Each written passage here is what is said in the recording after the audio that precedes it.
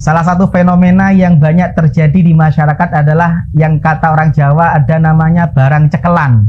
Apa barang cekelan itu? Saya menghutangkan sesuatu kepada orang dengan syarat kemudian ada jaminan barang yang harus saya pegang.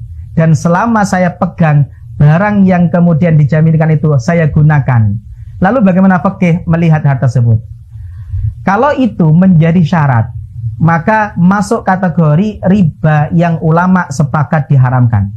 Dalam kitab Al-Mughni, Ibnu Qudamah menukil perkataan Ibnul Mundir. Ibnul Mundir mengatakan, ajma'u ala annal muslif idza syarata alal mustaslif ziyadatan aw hadiyatan fa aslaf ala dzalika anna akhdha ziyadah ala dzalika riba.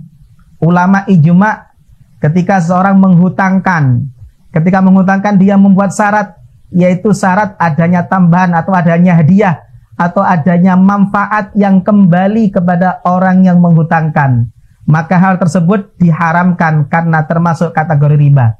Inilah yang dalam hadis riwayat Imam Bukhari, Imam Baihaqi dikatakan kullu qardin jarra manfa'ah fawa wajhun min wujuhir riba. Setiap hutang piutang yang di dalamnya ada syarat, ada manfaat yang kembali kepada orang yang menghutangi, maka itu bagian dari riba.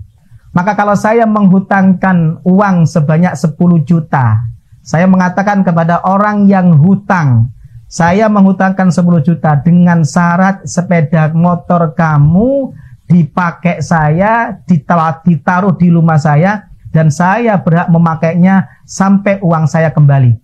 Kalau ini disyaratkan di dalam hutang piutang, maka ulama sepakat ini termasuk riba.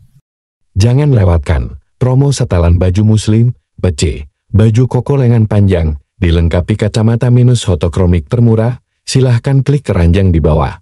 Hanya di Alfa Media, Islam Aswaja.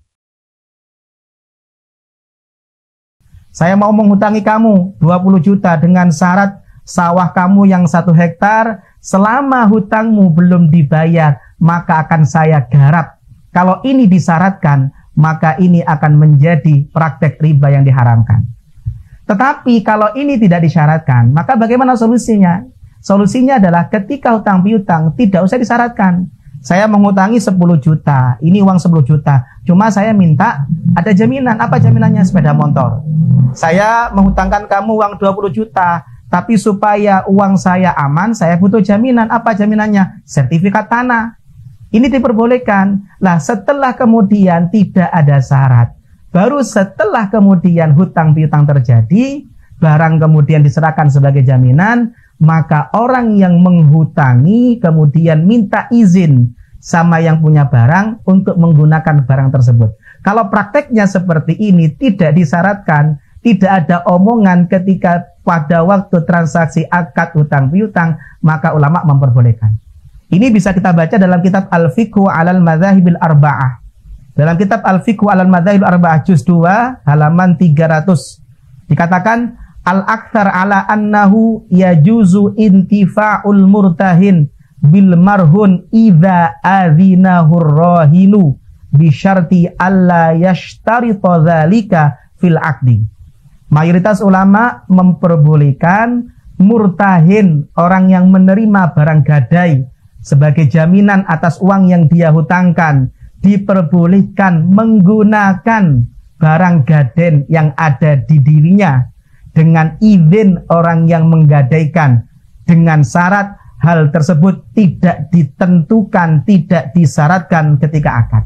Maka ayo, kalau ini prakteknya sudah terjadi, kita rubah pada waktu transaksi transaksi hutang piutang. Jangan bicara ini saya syaratkan harus dipakai. Tidak usah, kita hutangkan ini 10 juta saya hutangkan, nanti bayarnya kapan? 1 bulan, 2 bulan. Ini saya hutangkan 20 juta. Setelah selesai terjadi, kita kemudian minta izin kepada beliau yang hutang untuk menggunakan barangnya. Konsekuensi izin, andaikan tidak diizinkan, maka kita tidak boleh memaksa. Sekian, semoga bermanfaat. Assalamualaikum warahmatullahi wabarakatuh.